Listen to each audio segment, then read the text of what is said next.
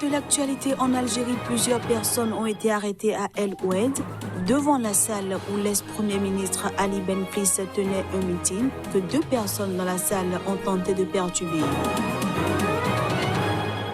Les Sidama, une ethnie du sud de l'Éthiopie, se prononcent par référendum ce mercredi sur la création de leur propre région au sein de l'État fédéral.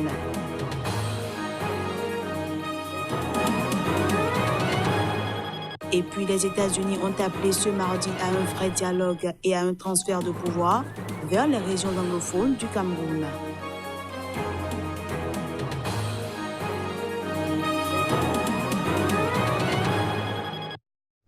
Voilà pour les titres. Bienvenue à tous.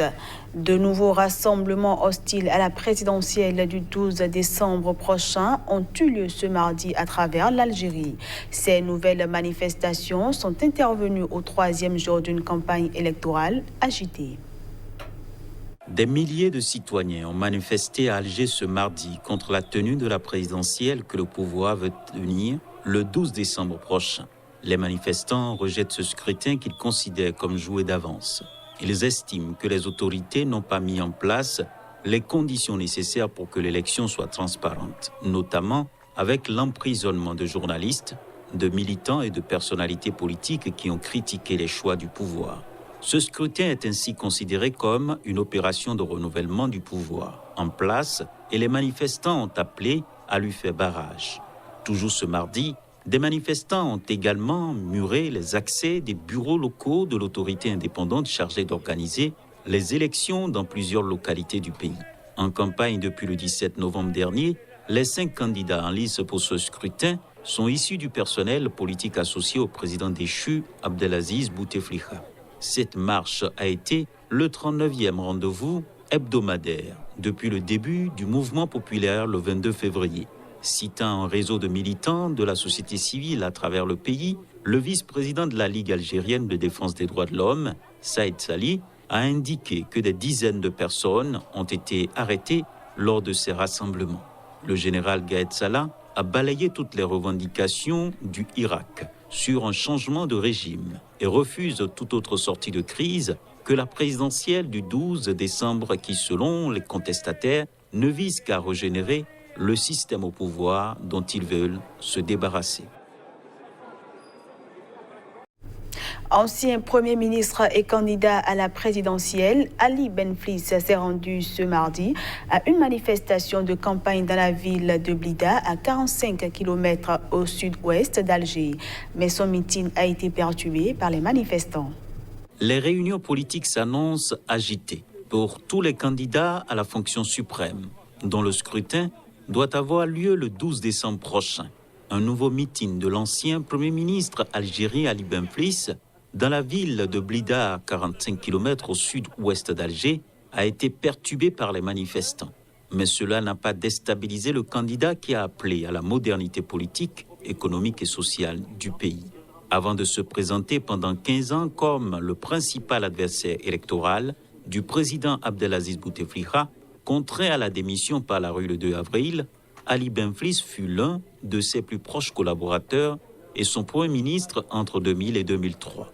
Pour le Irak, le mouvement de contestation qui bat le pavé depuis le 22 février, Ali Benflis est surtout un produit du système au pouvoir depuis l'indépendance du pays en 1962, dont il veut se débarrasser. Aux côtés d'Ali Benflis se présentent les candidats Azzedine Mioubi, Abdelaziz Belaïd et Abdelkader Bangrena, ainsi qu'un autre ancien Premier ministre, Abdelmadjid Tebboune. Ce dernier est attendu lundi à Adrar, à plus de 1200 km au sud d'Alger, pour son premier meeting, après l'annulation de celui de la veille à Sidi Fred, dans la banlieue d'Alger. Je le disais en titre, les Sidama, une ethnie du sud de l'Éthiopie, se rendent aux urnes ce mercredi. Ils se prononcent par référendum sur la création de leur propre région au sein de l'État fédéral. Les opérations de vote ont débuté dans le calme ce mercredi matin à l'occasion du référendum de l'ethnie Sidama qui doit se prononcer sur la création de sa propre région au sein de l'État fédéral éthiopien. Quelques 2,3 millions d'électeurs sont appelés aux urnes et le scrutin mobilise la population de la capitale régionale, Hawassa, à en juger par les longues files d'attente qui se sont formées à l'ouverture des bureaux de vote. L'Éthiopie, qui compte plus de 80 groupes ethniques, est actuellement divisée en 9 régions semi-autonomes dessinées sur les bases d'un fédéralisme ethnique. Sa constitution exige que le gouvernement organise un référendum pour tout groupe ethnique souhaitant former une nouvelle entité dans l'année qui suit sa demande. Des policiers et soldats lourdement armés patrouillent dans les rues. Le scrutin de ce mercredi pourrait encourager d'autres groupes ethniques à se lancer dans la même voie et d'augmenter ainsi le risque de violence intercommunautaire dans le pays. Au moins 10 autres groupes dans le sud du pays ont déjà lancé une procédure d'autonomie similaire à celle des Sidama. Les premiers résultats du scrutin sont attendus jeudi prochain. Les États-Unis ont appelé ce mardi à un vrai dialogue et à un transfert de pouvoir vers les régions anglophones du Cameroun. Ils estiment que la réponse militaire privilégiée par le gouvernement ne faisait que renforcer les séparatistes. Lors d'une audition parlementaire à Washington, le haut responsable chargé de l'Afrique au département d'État américain a estimé que les conseillers du président camerounais Paul Biya lui faisaient miroiter une victoire militaire. La vérité, c'est qu'il n'y aura pas de victoire militaire au conflit qui oppose les indépendantistes anglophones à l'armée dans les régions du nord-ouest et du sud-ouest du Cameroun, a ajouté le diplomate américain. Il a également déploré le fait que chaque jour, davantage de Camerounais qui étaient probablement au départ des Camerounais très loyalistes commencent à se dire que la sécession est peut-être la bonne solution. Le conflit qui oppose les indépendantistes anglophones à l'armée et la police, dans ce pays qui a organisé début octobre un grand dialogue politique, a fait plus de 3000 victimes en 2 ans. Il fait peser une menace sur les élections législatives et municipales annoncées le week-end dernier pour le 9 février prochain. Deuxième vaine tentative du Parlement libanais. L'Assemblée a dû une fois de plus renoncer ce mardi à l'examen d'une proposition de loi d'amnistie.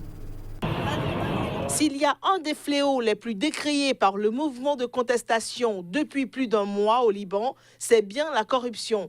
Des manifestants ont assiégé le Parlement libanais à Beyrouth, l'obligeant à reporter une session destinée à l'examen de propositions de loi dénoncées par le mouvement de contestation qui secoue le pays depuis plus d'un mois. Plusieurs partis avaient, eux, qu'ils boycotteraient la séance prévue à huis clos et déjà reportée il y a une semaine. D'après un responsable du Parlement, la séance a été reportée à une date ultérieure du fait de l'absence de quorum et des conditions exceptionnelles actuelles, en particulier sécuritaires. Cette annonce est intervenue après une matinée marquée par la présence de centaines de manifestants autour du Parlement, mobilisés pour empêcher les députés de rejoindre l'hémicycle. Quelques heurts ont alors éclaté avec les forces de l'ordre. Les protestataires ont exprimé leur satisfaction suite au report. Les manifestants assurent que cette loi pourrait exonérer des personnes condamnées ou soupçonnées d'implication dans des affaires d'évasion fiscale ou encore de crimes environnementaux. Techniquement, cela serait possible car l'amnistie concerne tous les crimes sauf ceux nommément exclus.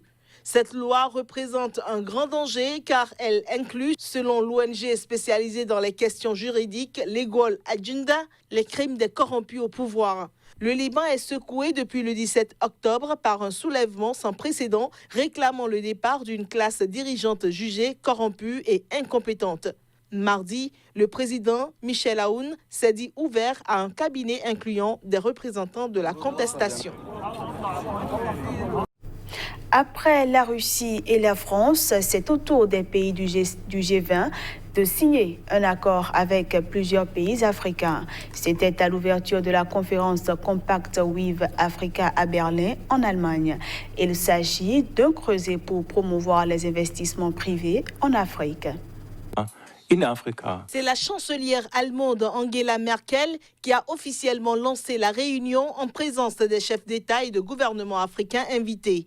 Le pacte du G20 avec l'Afrique a pour objectif principal d'accroître l'attractivité de l'investissement privé grâce à une amélioration des cadres macroéconomiques, commerciaux, mais aussi financiers. Alors que l'Allemagne a mis l'accent sur l'importance de la bonne gouvernance, le Ghana, par exemple, s'est appesanti sur l'instauration d'un prix minimum sur les ventes de fèves de cacao au monde, en Côte d'Ivoire et au Ghana. Nous pensons, et j'en suis profondément convaincu, qu'une plus grande transparence peut également attirer davantage d'investisseurs dans ces pays. Bien sûr, surtout pour les investisseurs allemands ou d'autres investisseurs des pays du G20, mais pour les moyennes entreprises allemandes, par exemple, il est très important que la confiance règne, que la transparence règne, que les gens sachent où investir et à quelles conditions. Au sujet des agriculteurs qui produisent la matière première et qui gagnent une infime partie de la valeur réelle de cette matière première, nous avons pris la décision de passer d'une situation de bas salaire pour les exportateurs et les producteurs à une meilleure évaluation des matières premières dans nos pays. Nous montrons à quel point l'Afrique est mûre pour les affaires, pour les investisseurs et jusqu'où nous pouvons aller. Par exemple, la compétitivité des économies de notre continent, de nos différents pays.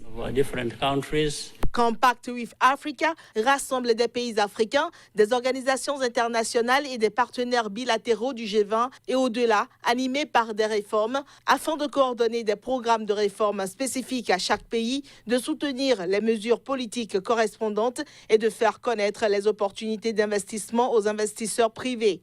Depuis son lancement en 2017, l'initiative compte à ce jour 12 pays africains, dont le Bénin, le Burkina Faso, la Côte d'Ivoire, l'Égypte, l'Éthiopie, le Ghana, la Guinée, le Maroc, le Rwanda, le Sénégal, le Togo et la Tunisie.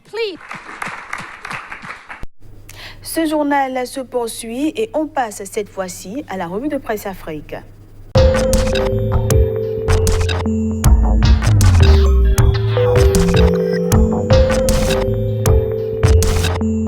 Bonjour à chacun et à tous et merci de nous retrouver pour la revue de presse Afrique du jour. Au Togo, il y a eu rencontre entre le pouvoir et l'opposition hier. Liberté affiche en manchette. Présidentielle 2020 face à la roublardise du régime. Fabre, Adjamagbo et Agoibo claquent la porte. Autre titre, Conseil supérieur de la magistrature. 2 juges sévèrement punis. Un club qui sanctionne seulement les menus frétins et protège les gros juges corrompus. Togo Matin parle d'une autre actualité. Recensement électoral. La CENI s'organise pour réussir la révision du fichier. En Côte d'Ivoire, le jour plus titre « Sommet du G20 à Berlin, ce que Ouattara demande à l'Allemagne, la France et aux États-Unis ». Le sursaut toujours sur le chef de l'État, visite d'État dans le Nord, ces dossiers cachés que Ouattara découvrira dans le handball. Le Patriote affiche la première dame face à la menace d'embargo sur le cacao ivoirien. Dominique Ouattara, comment elle a convaincu les Américains. Sa longue lutte contre le travail et l'exploitation des enfants en Côte d'Ivoire. Le nouveau réveil parle de fraude sur la nationalité ivoirienne, un vaste réseau de cartes nationales d'identité découvert. Au Burkina Faso, le quotidien s'intéresse et titre « Secteur de la santé au Burkina, 4 syndicats en grève du 20 au 30 novembre 2019 ». L'Express du Faso parle insécurité, affrontement entre un groupe d'autodéfense et des individus armés non identifiés, Abeille, une localité réduite en cendres. Autre titre, insécurité au Burkina Faso, nous tenons pour responsable le régime actuel de la situation des propos de l'opposition politique. Sidoya à présent, congrès sur la miséricorde divine, des prières pour la paix en Afrique. Autre titre, avec la même parution, procès du putsch, les avocats de la partie civile se déportent. Au Sénégal, le député accusé d'être un cerveau dans une vaste affaire de faux billets pourrait enfin répondre des faits qui lui sont reprochés. Le témoin de titré, accusé d'être le cerveau d'un trafic de fausses monnaies, Bougazeli, démissionné par le pouvoir. Une démission forcée à en croire, le témoin dans sa parution du jour. Sud Quotidien s'intéresse aussi à l'hémicycle sénégalais, assemblée, examen et adoption du projet de loi portant report des locales et prorogation des mandats des conseillers, l'opposition divisée Ngouille déroule. au Cameroun, ça chauffe au sein du parti au pouvoir pour le positionnement sur les listes en vue des législatives. Mutation du titré RDPC, la partie des flammes. L'œil du Sahel sur la même information. Retraite parlementaire, ces députés RDPC en ballottage dans le Grand Nord. Il y a aussi une crise dans l'enseignement le jour. Lycée bilingue de Bafoussam, ils tentent d'assassiner leurs surveillants. Le soir, toujours sur l'enseignement, Université d'État du Cameroun, des enseignants au bord de la clochardisation.